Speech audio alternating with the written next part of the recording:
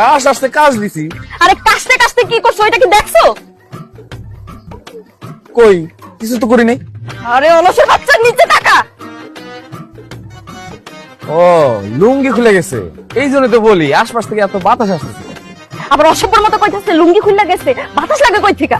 আরে তাহলে লুঙ্গি পরো, দেখতেছো না ভাবি আর শুরু লজ্জা পাইতেছে। না লুঙ্গি পরতে ভাল লাগতেছে না। আল্লাহ রে কি অলসের অলস, নিজের লুঙ্গিটা খুইলা পড়া গেছে, এটাও সে পড়তেছে না।